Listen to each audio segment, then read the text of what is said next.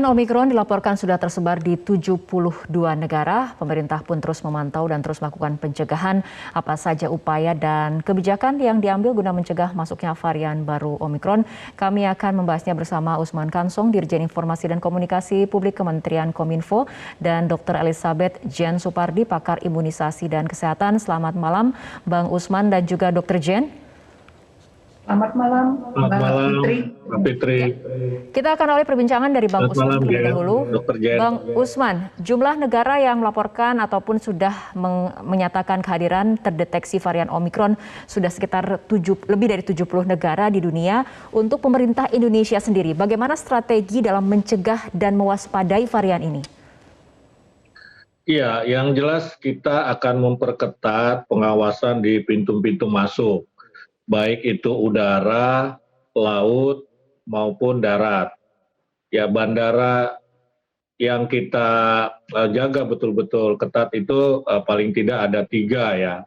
Nomor 1 adalah Ngurah Rai, kemudian Soekarno-Hatta, dan Samratulangi. Begitu. Ini juga memperketat kedatangan orang dari luar negeri juga kita lakukan untuk para delegasi G20 juga begitu ya. Nah, sementara yang darat kita punya banyak perbatasan darat ya, misalnya tadi dalam berita dikatakan yang paling banyak adalah Entikong, dan kita juga ada di Papua Nugini dengan Papua misalnya ya, kemudian juga di Timur Leste dengan NTT dengan Kota Kupang. Untuk laut itu yang arus penumpangnya yang memang dibuka untuk penumpang itu hanya Batam, ya hanya Batam. Nah, jadi tempat-tempat inilah yang betul-betul kita awasi secara ketat. Dan tadi seperti disampaikan oleh Menkes, sejauh ini belum ada orang Indonesia atau orang yang ada di Indonesia ini yang terjangkit varian COVID. Semuanya masih Delta. Kita berharap dengan pengawasan seketat yang tadi kita sampaikan, mudah-mudahan kita berharap Omikron itu tidak menjangkiti warga Indonesia. Baik, Bang Usman, dalam upaya untuk mencegah penyebaran varian baru Omikron masuk ke Indonesia, bagaimana dengan ketegasan aturan kekarantinaan? Ya, itu tetap kita laksanakan, bahwa karantina orang-orang yang datang dari luar negeri ya tetap 10 hari ya, sampai sekarang ini kan belum ada perubahan ya, tetap kita perketat. Oke, baik, kita ke Dr. Jen. Dr. Jen, penelitian sampai saat ini terus dilakukan untuk mempelajari varian baru Omikron. Dari data yang terbaru, bagaimana sebetulnya karakteristik dari Omikron ini dilihat dari daya tular dan juga dampak yang ditimbulkan? Ya, jadi informasi kita dapat dari mana-mana ya. Jadi dapat dari Afrika Selatan, dapat dari Amerika Serikat, dapat juga dari Inggris. Ya, 3 negara ini sistem kesehatannya sangat kuat, jauh di atas Indonesia. Ya, beruntung sekali. Jadi kita bisa mendapat informasi dari mereka itu dengan cepat. Ya, nah, jadi salah satu yang cukup jelas adalah dari Amerika Serikat ini sangat detail. Ya, Amerika Serikat itu saat ini ada 25 state. Amerika Serikat itu punya 50 negara bagian, setengahnya sudah ada Omikron. Jadi di sana itu penyebarannya itu bukan saja datang dari pendatang, traveler, tapi dia sudah penyebaran di masyarakat. Begitu. Nah, dari 43 kasus Omikron yang ketemu itu, 2/3-nya itu ternyata sudah diimunisasi lengkap 2 dosis. Oke. Sepertiganya bahkan sudah dapat booster. Artinya apa? Kita yang sudah diimunisasi itu tidak boleh lalu jadi tidak pakai masker, lalu berkerumun, makan bersama, itu pantang. Saya melihat di mana-mana sudah banyak yang tidak pakai masker. Baik. Itu hati-hati. Ya. Oke, baik Dr. Jen dan juga Bang Usman, kita juga akan segera menghadapi libur Nataru, tapi berdasarkan pengalaman sebelumnya setiap libur panjang selalu berdampak pada lonjakan kasus. Langkah antisipatifnya akan seperti apa? Kita akan membahas masalah ini, tapi kita ikuti jeda berikut terlebih dahulu. Didukung oleh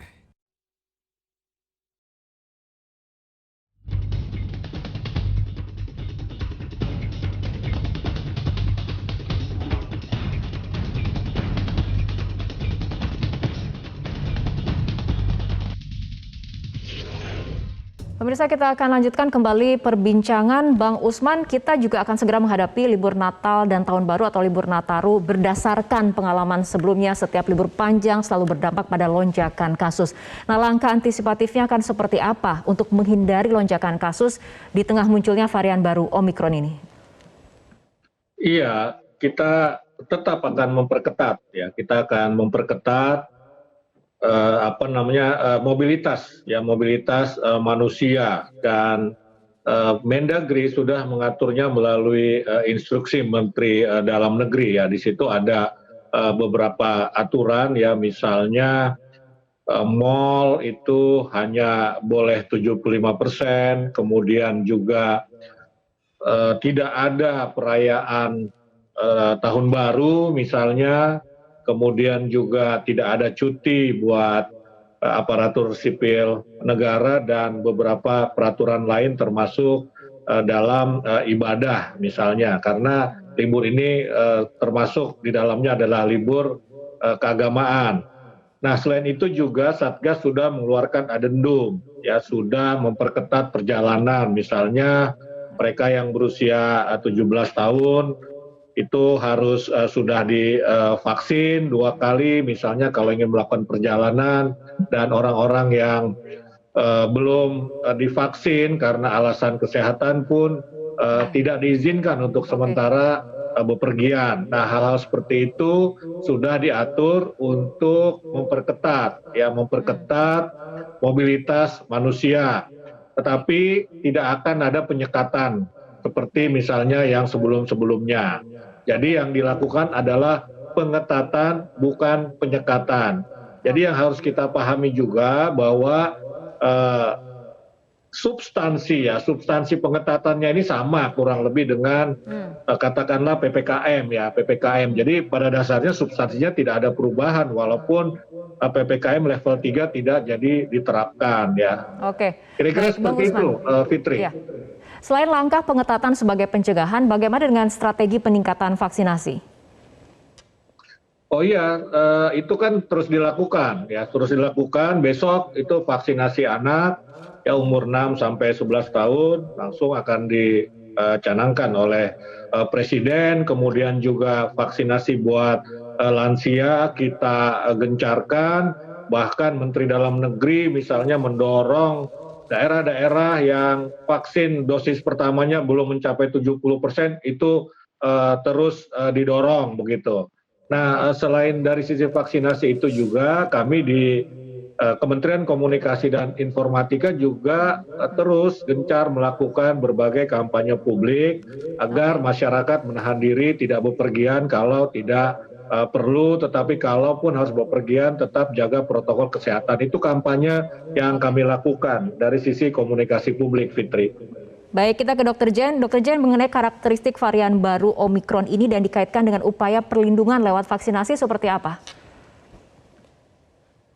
Ya, jadi karakteristik virus ini sebetulnya mirip ya, tetapi dia lebih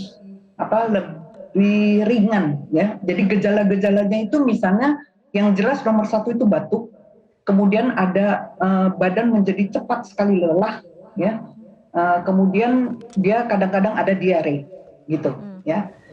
Jadi dibandingkan dengan gejala-gejala COVID-nya Delta, dia sangat ringan. Bahkan sampai saat ini tidak ada satupun kasus yang meninggal, tidak ada ya. Okay. Yang kita tidak tahu adalah kemudian kalau dari Afrika Selatan mereka memberikan ciri-ciri bahwa dia banyak menyerang kepada anak, mahasiswa dan anak. Anak berarti adalah yang belum diimunisasi. Okay. Nah, memang Afrika Selatan dibandingkan Indonesia lebih dahulu ya. Jadi Indonesia itu kelompok umur 12 sampai 17 itu sudah ya, dan sekarang kita akan ditambah dengan kelompok 6 sampai 11. Okay. Nah, Afrika Selatan yang itu belum. Baik. Itu sebabnya Omikron itu menyerang di anak. Oke. Berarti vaksinasi tetap menjadi salah satu upaya perlindungan dalam menghadapi varian baru Omikron ini. Selain tadi ada langkah-langkah pencegahan, bagaimana dengan peningkatan deteksi dan juga kapasitas testing terutama whole genome sequencing ini? Kita akan membahasnya sesaat lagi, tetap bersama kami di Prime Time News.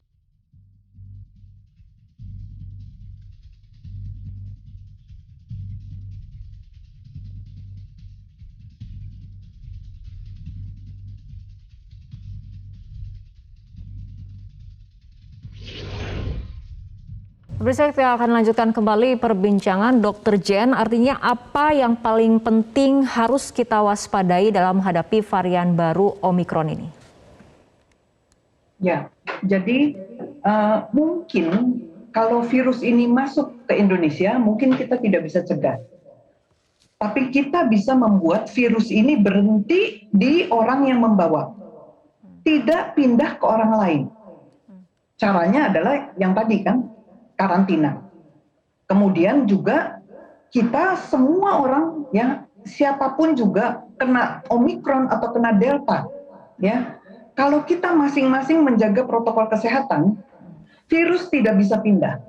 Virus itu bukannya dia lari mengejar orang. Orang mendekati orang yang ada virus. Karena itu virus menjadi berpindah. Jadi kita manusianya ini yang harus berusaha jangan memindahkan virus. Itu intinya. Dan kemudian untuk ibu-ibu, tolong mulai besok ya, yang sudah ada pelaksanaan imunisasi pada anak, rencananya imunisasinya itu di sekolah. Diharapkan orang tua mengantar anak ke sekolah, pastikan anak sampai di sekolah untuk bisa diimunisasi. Demikian. Oke, baik Bang Usman, memang kondisi pandemi di Indonesia sedang landai, tapi kita ketahui bagaimana dinamika di global, ada varian baru Omikron. Nah, bagaimana imbauan dari pemerintah khususnya untuk masyarakat? Iya, saya kira memang seperti Dr. Jen katakan tadi, ya prokes, ya jaga protokol kesehatan. Yang kedua, ya vaksinasi. Vaksinasi, dua hal itu saya kira ini akan, yang pertama, yang prokes itu akan mencegah kita tertular atau terjangkit varian apapun, apakah Delta atau Omikron.